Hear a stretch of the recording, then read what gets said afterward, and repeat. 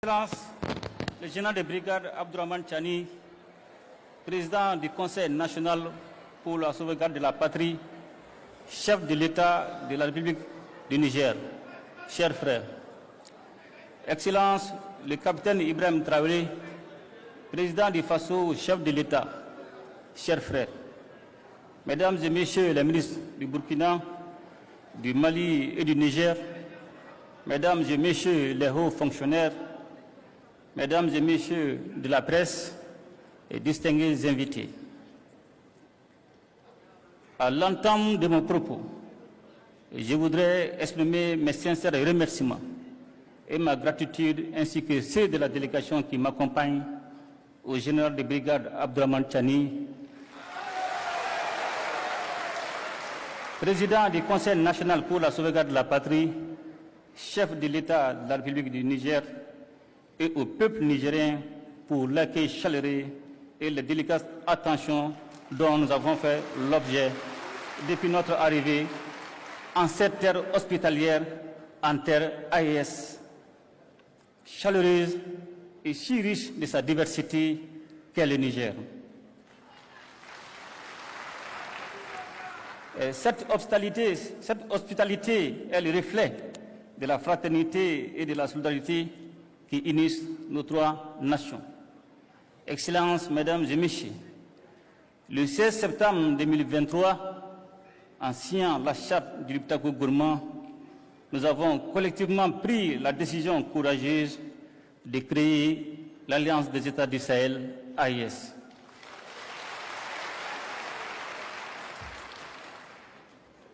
Dès les premiers jours qui ont suivi cet événement historique, les résultats ont été visibles sur le terrain.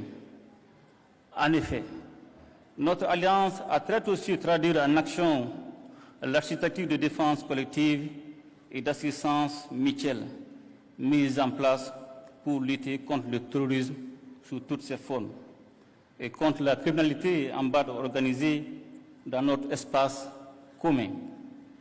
Je tiens à insister sur la notion d'espace commun pour saluer la clairvoyance de mes frères, les présidents Tchani et Traoré, qui avaient pris les mesures nécessaires pour autoriser les droits de poursuite sur leurs territoires respectifs afin de traquer efficacement les groupes armés terroristes sans contrainte liée aux frontières nationales.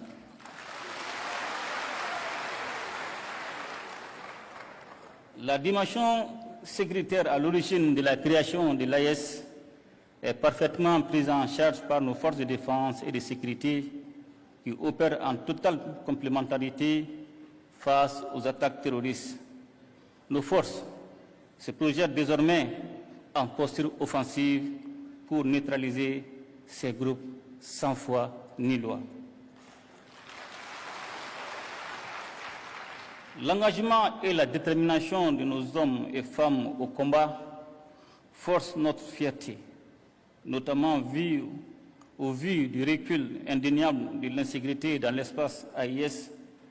La meilleure illustration de cette avancée sécuritaire est le retour de l'État, des administrations et des populations dans des localités longtemps, bien trop longtemps occupées par les groupes armés terroristes appuyés par leurs sponsors extérieurs. Ainsi, aujourd'hui, il est évident que la paix a changé de camp. Pour preuve, nous assistons régulièrement à des actes de reddition d'éléments terroristes qui déposent les armes devant nos armées nationales. La mise en place de la force conjointe des États du Sahel en mars 2024 est le symbole de notre unité d'action et de notre détermination à protéger ensemble nos populations et à préserver notre souveraineté.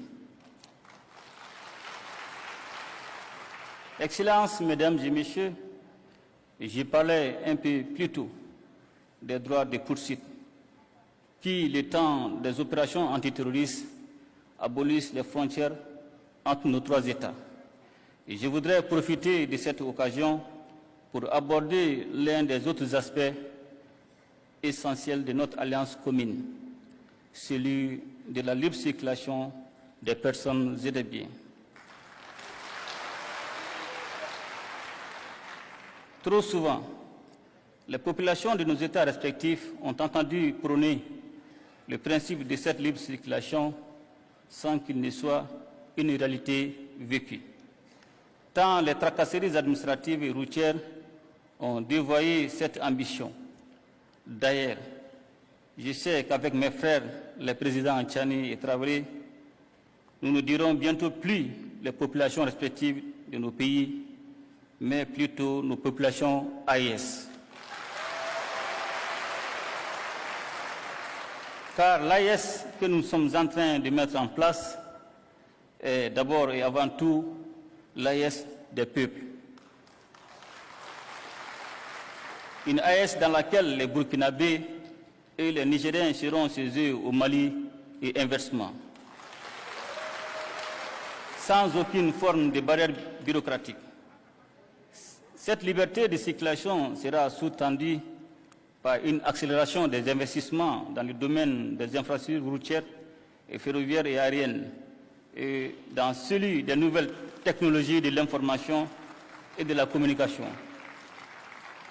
Toute chose qui catalysera l'approfondissement des investissements dans le domaine de la production agricole et dans celui des industries de transformation, profitant ainsi de la complémentarité de nos économies. Pour parvenir à cette réalité qui est déjà en construction avancée, nos ministres n'ont ménagé aucun effort.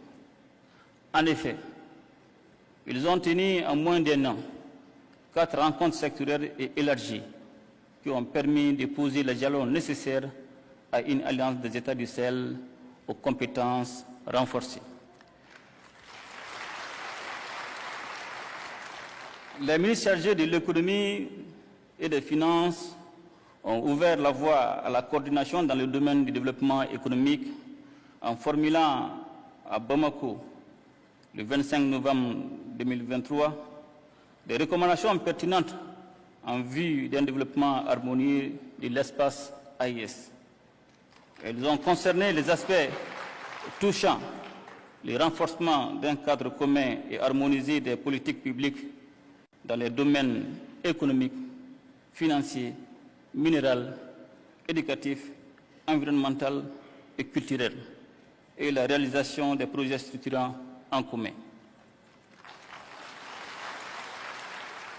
Les ministres des Affaires étrangères, réunis une première fois à Bamako, le 30 novembre et le 1er décembre 2023, ont convenu de la coordination diplomatique et ont soumis à notre appréciation la recommandation de mettre en place une confédération réunissant les 3 États en attendant la mise en place d'une fédération regroupant le Burkina, le Mali et le Niger.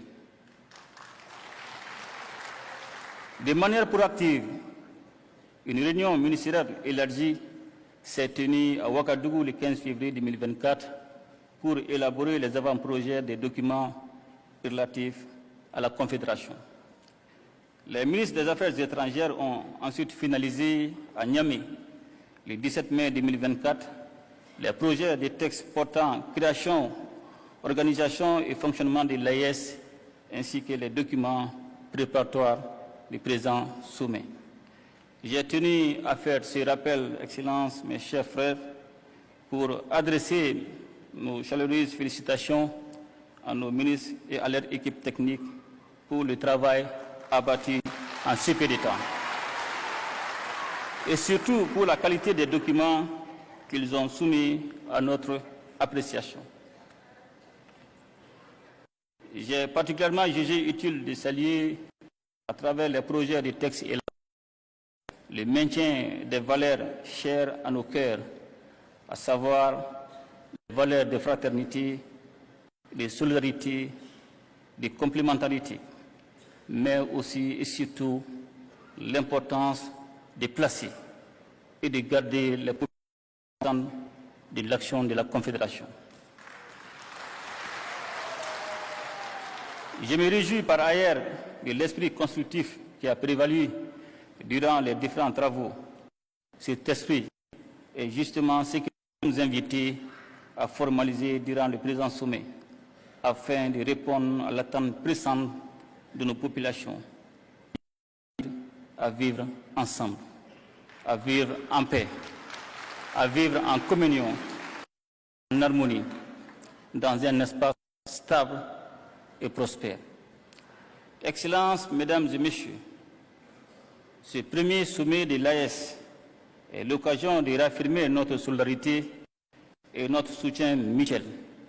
Je ne saurais à cet égard manquer de réitérer nos remerciements à la République sœur du Niger pour sa solidarité agissante en décidant de nous livrer d'importantes quantités d'hydrocarbures. Excellences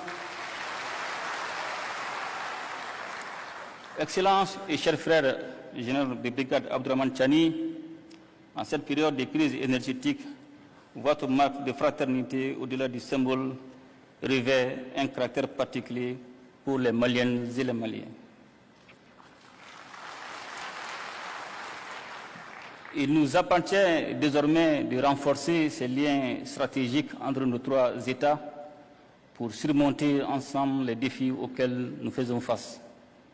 Pour terminer, je voudrais réitérer notre ferme détermination à faire de l'Alliance des États du Sahel un modèle de coopération régionale, de solidarité, de développement, un modèle aussi d'intégration sous-régionale conformément aux principes de la charte du Liptako Gourma.